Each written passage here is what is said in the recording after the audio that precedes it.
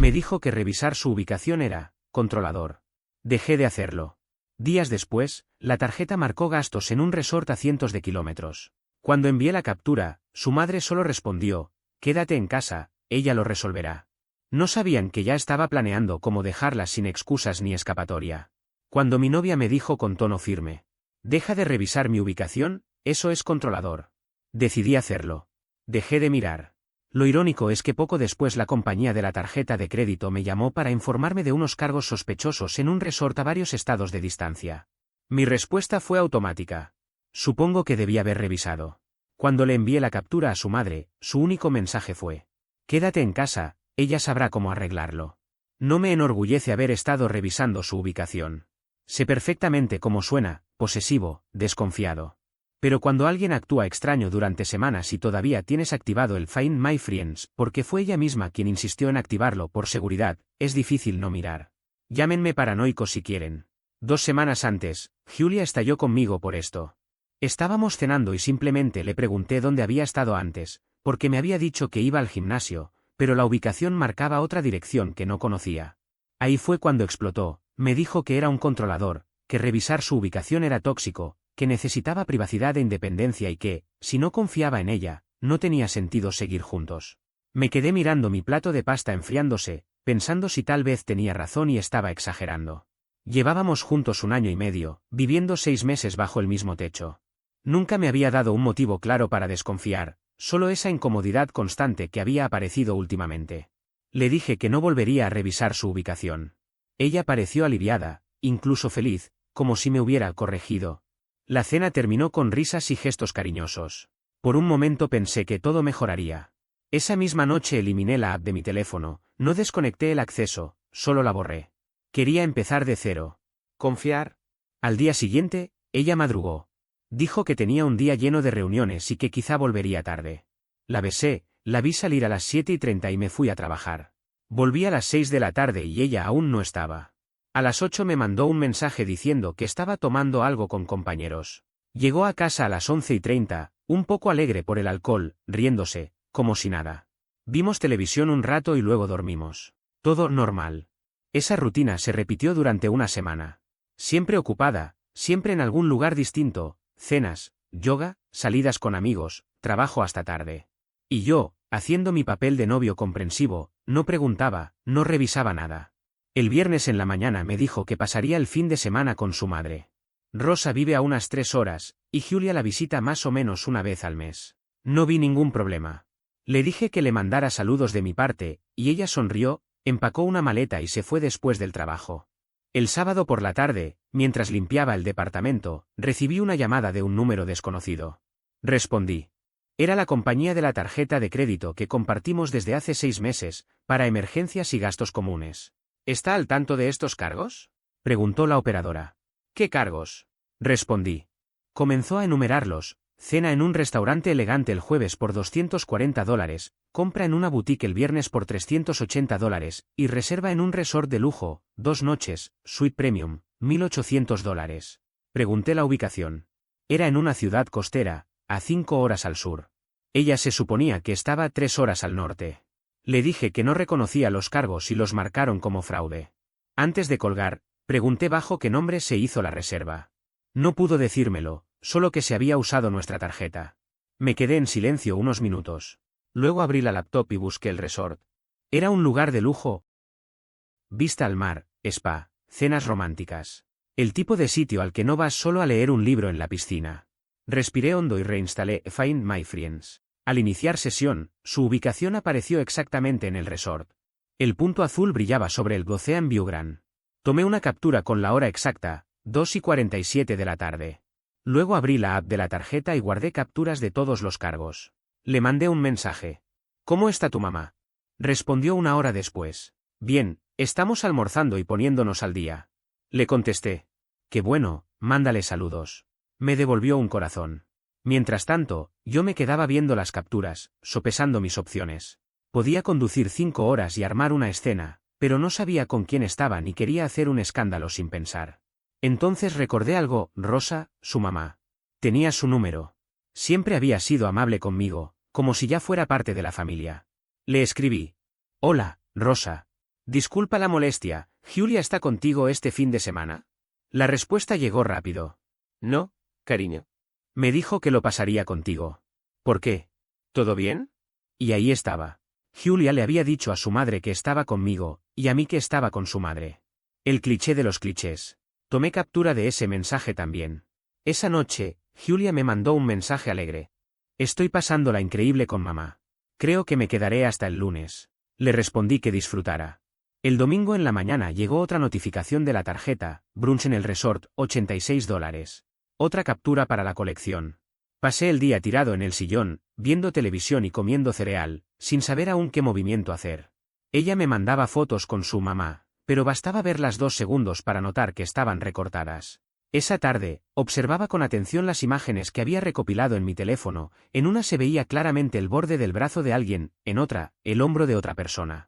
Ni siquiera se había molestado demasiado en ocultarlo. El domingo por la noche, Julia me escribió diciendo que pasaría la velada en casa de su madre para cenar y que volvería a nuestro departamento al día siguiente por la mañana. Le respondí con un simple conduce con cuidado. Poco después me envió un te amo. No contesté. A la mañana siguiente fingí estar enfermo para no ir al trabajo. No era enfermedad, era decisión. Me quedé en casa, esperando. Cerca de las 10, Julia me mandó un mensaje diciendo que estaba saliendo de lo de su mamá y que llegaría alrededor de la 1 de la tarde. Le respondí está bien y colgué el teléfono. Pasé las siguientes 3 horas preparándolo todo. Imprimí las capturas de pantalla con la ubicación, los movimientos de la tarjeta de crédito, el mensaje de Rosa, y las fotos recortadas que Julia me había mandado fingiendo estar en otro sitio.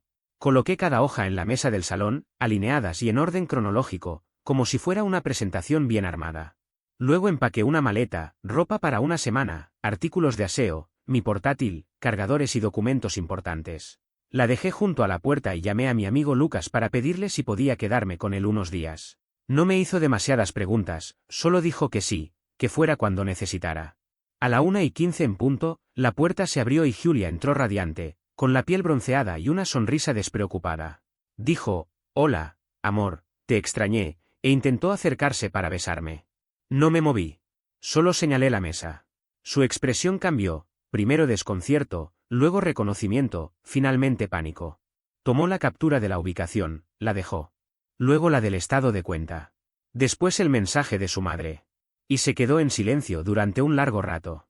Finalmente habló, esto no es lo que parece. Casi me reí por la ironía. Entonces explícame qué es. Dijo que podía explicarlo todo, aunque ni siquiera levantaba la mirada. Se sentó en el sillón, respiró profundo y comenzó su historia, que había sido un viaje improvisado con amigas a un resort, un viaje de chicas de último minuto. No me lo contó porque sabía que yo me molestaría por el dinero, pero que los gastos los habían dividido entre todas y que me lo devolvería. Tomé nuevamente la captura con la ubicación y le señalé la hora, esto fue el sábado por la tarde. ¿Me escribiste desde casa de tu mamá? Respondió que sí, que fue con sus amigas después. Entonces levanté el mensaje de Rosa y se lo mostré, su madre aseguraba que Julia no había estado con ella ese fin de semana. Su silencio se volvió más pesado. Comenzó a llorar. Entre sollozos confesó que en realidad había ido con alguien, un compañero de trabajo, pero que no pasó nada, que solo eran amigos, que él estaba atravesando una ruptura y ella quiso apoyarlo. ¿Y por qué reservaron una sola habitación si eran solo amigos? Pregunté. Dijo que era más barato, que tenían camas separadas. Tomé el estado de cuenta y le mostré el cargo, las suites premium no tienen camas separadas. Solo una cama king. En ese punto, Julia ya no podía sostener su versión. Lloraba con fuerza mientras yo me ponía de pie y tomaba la maleta. Me preguntó a dónde iba. Contesté con frialdad, lejos de aquí. Me sujetó del brazo suplicando, por favor, no te vayas. Podemos arreglarlo. Fue un error. No volverá a pasar. Me solté de su agarre. Le pregunté quién era él y desde cuándo pasaba todo esto. Respondió que no había nada, que solo fue ese fin de semana. Pregunté por las salidas tardías, las supuestas clases de yoga, las noches de copas con compañeros. Solo lloró sin dar respuestas. Le dije con voz firme que quería sus cosas fuera del apartamento antes de que terminara la semana. El contrato estaba a mi nombre y ella no figuraba en el arrendamiento. Se puso nerviosa, dijo que no tenía dónde ir. Respondí, busca la manera. Quizás tu mamá o tu amiguito puedan ayudarte. Suplicaba entre lágrimas que la perdonara, que haría lo que fuera, terapia, cortar todo contacto con él, lo que yo pidiera. Yo solo repetí, quiero que te vayas. Preguntó por la tarjeta de crédito. Le respondí que ya había reportado los cargos como fraudulentos. Se le borró el color de la cara. Dijo que no podía hacer eso, que se metería en problemas. Respondí, ya lo hice. Salí sin mirar atrás. Escuchaba su voz detrás de mí, pero no me detuve. Conduje hasta la casa de Lucas. Me abrió la puerta, me observó unos segundos y dijo, pasa. Me ofreció una cerveza mientras yo le contaba todo. No dijo mucho, solo que me quedara el tiempo que necesitara. Esa noche mi celular no dejó de sonar. Julia me llamaba y me enviaba mensajes, que lo sentía, que había cometido un error enorme, que necesitábamos hablar. No respondí. Después fue Rosa quien me escribió. Dijo que Julia la había llamado llorando y que quería saber qué había pasado. Sin agregar una sola palabra, le envié todas las pruebas, la ubicación en el resort, los cargos de la tarjeta, el mensaje en el que Rosa me decía que Julia no estuvo con ella, las fotos falsas que había mandado. Pasó una hora sin respuesta. Al final Rosa me escribió, lo siento mucho, no tenía idea. Cuídate. Y luego, quédate en casa. Ella lo resolverá. Volví a leer esa frase varias veces, quédate en casa. No dijo que viniera por su hija, ni que intentaría mediar. Solo eso. Incluso su propia madre sabía que era responsabilidad de Julia enfrentar las consecuencias. Le envié esa captura a Julia y luego la bloqueé. A la mañana siguiente, al despertar, tenía decenas de mensajes en redes sociales. Amigos de Julia pedían que la escuchara, decían que estaba destrozada, que merecía otra oportunidad. No respondí. Más tarde, su hermana me escribió, decía que Julia estaba en casa de su mamá, hecha un desastre, y me preguntaba si podríamos hablar. Contesté que no había nada que hablar y que podían pasar el jueves después del trabajo a recoger sus cosas. Ella solo respondió de acuerdo. El martes, mientras trabajaba, recibí una llamada de un número desconocido. Contesté. Era un hombre. Dijo que se llamaba Marco y que necesitaba hablar conmigo. Le pregunté quién era. Respondió que era la persona que había ido con Julia al resort. Guardé silencio unos segundos. Luego le pregunté qué quería. Dijo que solo quería aclarar que no era lo que yo pensaba. Que Julia le había dicho que ya no tenía pareja, que estaban separados y que era completamente libre.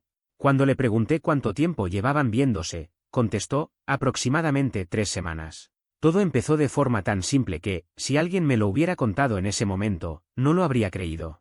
Julia y Marco eran compañeros de trabajo. Coincidían en los mismos proyectos, se cruzaban en las pausas para el café, intercambiaban chistes rápidos y comentarios inocentes. No había nada sospechoso al principio, al menos no que yo pudiera ver. Pero esas pequeñas conversaciones comenzaron a volverse más frecuentes, más cómodas, más cercanas. Fue en ese contexto que un día ella lo invitó a un viaje, asegurándole que necesitaba despejarse después de una ruptura complicada. Cuando hablé con él, quise saber si había financiado algo. Su respuesta fue firme, no. Me explicó que Julia le dijo que todo estaba bajo control, que no tenía que preocuparse por un solo gasto. Ella había usado una tarjeta para cubrirlo todo. Lo que él no sabía era que esa tarjeta no era suya, era nuestra tarjeta conjunta. Recuerdo perfectamente el silencio que siguió cuando se lo dije. Un silencio incómodo, pesado, el tipo de silencio que te dice que alguien acaba de darse cuenta de que fue parte de algo que no comprendía del todo. Marco solo murmuró que no tenía idea, que Julia le había asegurado que era su tarjeta personal. Yo respondí con frialdad, bueno, ahora ya lo sabes. Su voz tembló un poco cuando dijo que se sentía fatal, que si hubiese conocido la verdad, jamás habría aceptado acompañarla. Y en su tono había algo real, culpa. No lo excusé, pero le creí. No porque lo conociera demasiado, sino porque se notaba que estaba tan sorprendido como yo. Me agradeció que lo escuchara y preguntó si había alguna forma de compensar lo que había pasado. Le respondí que no, que lo único que podía hacer era no volver a salir con personas que mienten sobre su situación sentimental. Marco suspiró y dijo, lección aprendida. Cuando terminé esa llamada, me quedé solo en mi apartamento, sentado en silencio. Lo que más me dolía no era el dinero, ni siquiera el viaje en sí. Era la facilidad con la que Julia mintió. A mí me dijo que estaría con su madre, a su madre le aseguró que estaría conmigo, a Marco le dijo que nuestra relación había terminado. 3 relatos distintos perfectamente sincronizados. No fue un descuido, fue una estrategia. El miércoles recibí otra llamada de la compañía de crédito. Esta vez era alguien del departamento de fraude, con un tono más formal, más inquisitivo. Me preguntaron con precisión quirúrgica sobre los cargos, cuando los detecté, si los autoricé, quién tenía acceso a la tarjeta. Les expliqué que mi pareja había usado la tarjeta sin mi consentimiento, que había llevado a otro hombre a un resort y que me había enterado solo porque su sistema de seguridad activó una alerta. La investigadora fue clara, necesitaba pruebas. Le expliqué que tenía todo. La ubicación de su teléfono que la situaba en el resort en los mismos momentos en que se efectuaron las compras. Mensajes donde aseguraba estar en otro sitio. La confirmación de su propia madre admitiendo que Julia mintió sobre su paradero.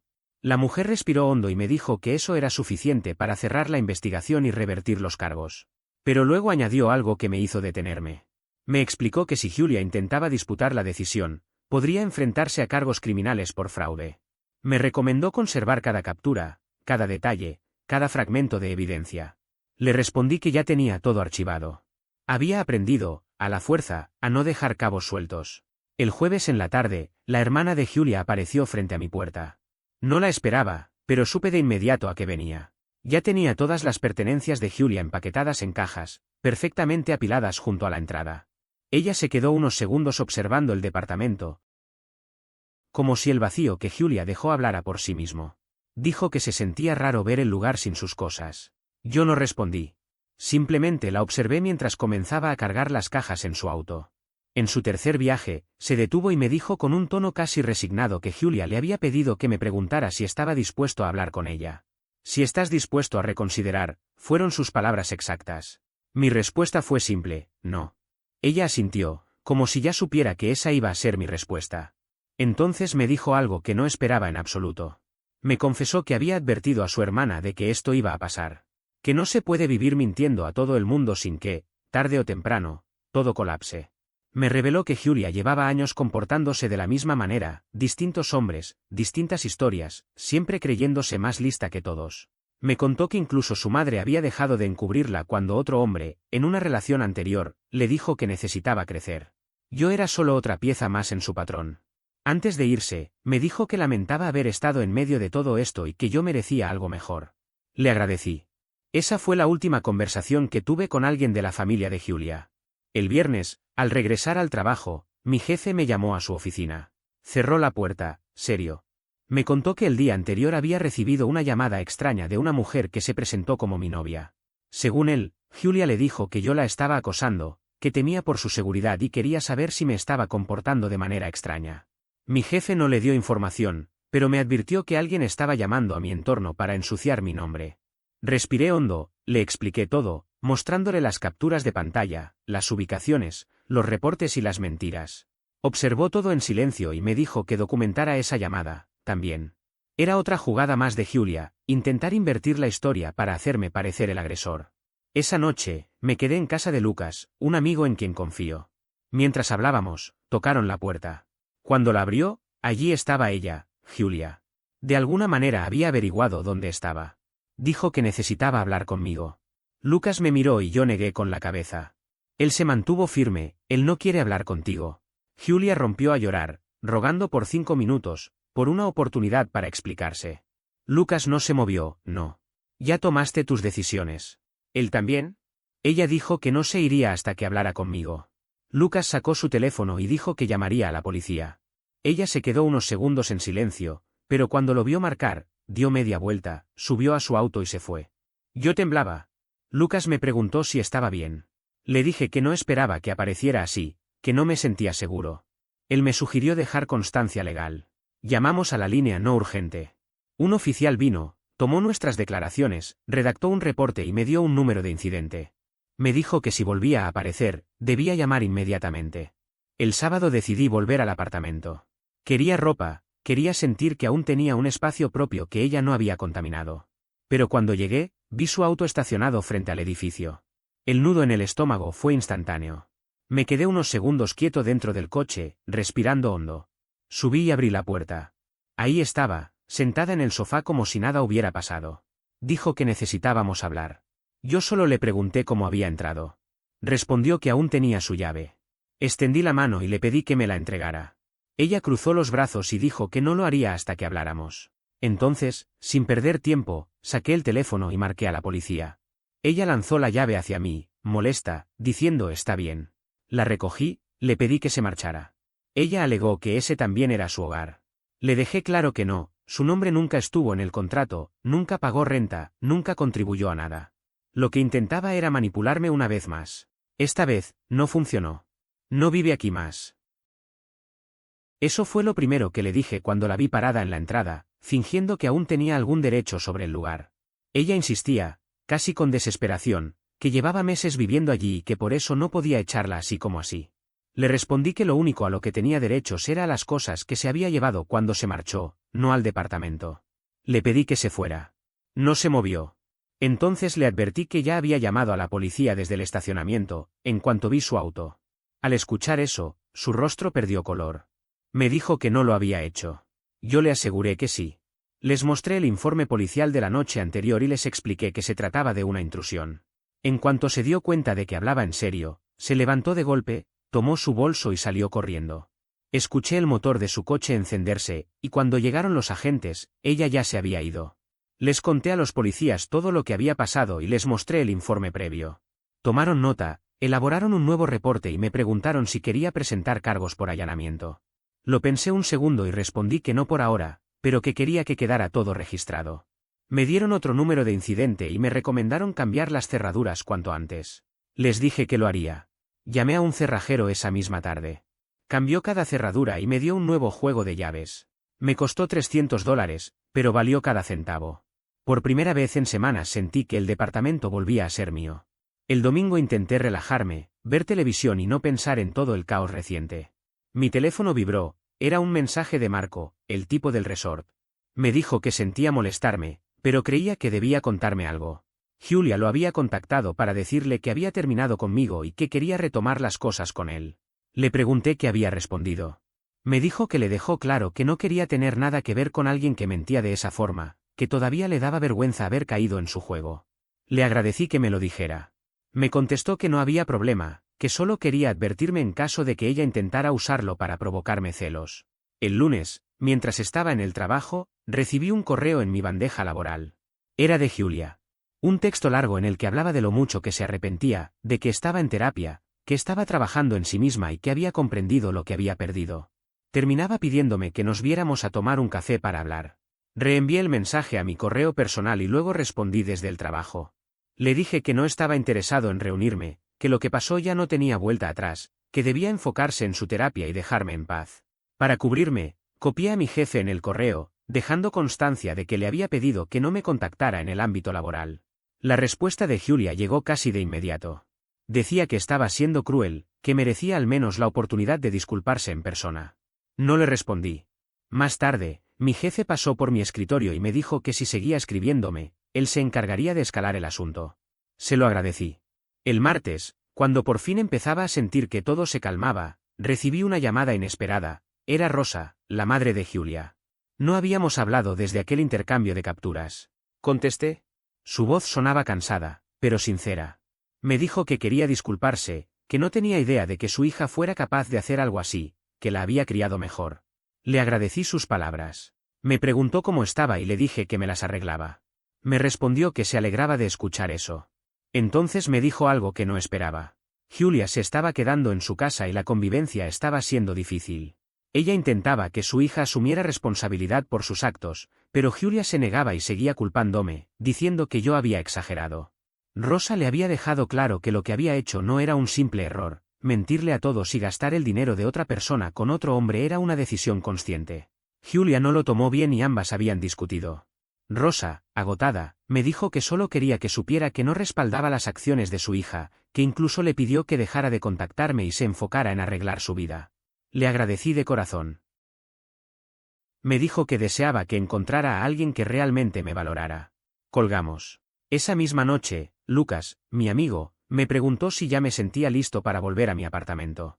Me dijo que podía quedarme cuanto quisiera, pero que entendía si necesitaba recuperar mi espacio. Le respondí que sí. Empaqué mis cosas y le agradecí por todo. Me dijo que para eso están los amigos. Volver al departamento fue extraño pero liberador. Estaba en silencio, vacío, pero por primera vez en mucho tiempo, me pertenecía solo a mí. Pedí una pizza, puse una película y dormí en mi propia cama. Se sintió bien. Pasaron los días sin noticias de Julia. Empecé a relajarme. Llegó el viernes y, justo cuando me preparaba para dormir, recibí un mensaje desde un número desconocido. Era largo. Decía que sabía que yo la odiaba, que no me culpaba, que lo sentía y que estaba en terapia recibiendo un diagnóstico, que esperaba que algún día pudiera perdonarla. No respondí. Simplemente bloqueé el número, aunque antes tomé una captura y la guardé en la carpeta donde tenía todo lo relacionado con la situación. Un mes después, ya estaba bien. Mejor que bien. El trabajo marchaba perfecto, el departamento era mi refugio, había retomado el gimnasio y pasaba más tiempo con mis amigos. Un día, me encontré a Marco en una cafetería. Hubo un instante incómodo, luego me preguntó si quería sentarme. Terminamos hablando por más de una hora, riéndonos de lo absurda que había sido toda la historia. Era un buen tipo. Intercambiamos números y la semana siguiente salimos a tomar unas cervezas. Acabamos haciéndonos amigos, irónico considerando cómo empezó todo. 3 meses después, una tarde al volver del trabajo, vi el auto de Julia estacionado frente a mi edificio. Ella estaba en el asiento del conductor. Pasé de largo sin mirarla y subí. 1 hora más tarde, su auto ya no estaba. Esa fue la última vez que supe de ella. Lucas me contó tiempo después que se había mudado a otra ciudad y había conseguido trabajo en otro lugar. Un nuevo comienzo, aparentemente. No sentí enojo. Tampoco alivio. Lo que sentí fue distancia. Como si todo aquello hubiera sido parte de otra vida. Ella y yo ya no éramos las mismas personas que compartían un techo. Y eso estaba bien. Con el tiempo, aprendí que no todas las traiciones terminan con gritos o grandes escenas, algunas simplemente se desvanecen, dejando espacio para algo mejor. Volví a priorizarme, a escuchar mis intuiciones sin sentir culpa por hacerlo. Ya no necesito vigilar a nadie, porque ahora sé qué límites no pienso volver a cruzar ni permitir que crucen conmigo. El proceso con el banco se resolvió a mi favor, sin marcas en mi historial. Y lo curioso es que, más que esa carta formal, lo que cerró este capítulo fue algo más simple: abrir mi puerta cada noche y saber que no había nadie más escondiendo mentiras ahí dentro. La historia con Julia no terminó con disculpas ni segundas oportunidades. Terminó con silencio. Y a veces, ese es el cierre más poderoso que puede existir.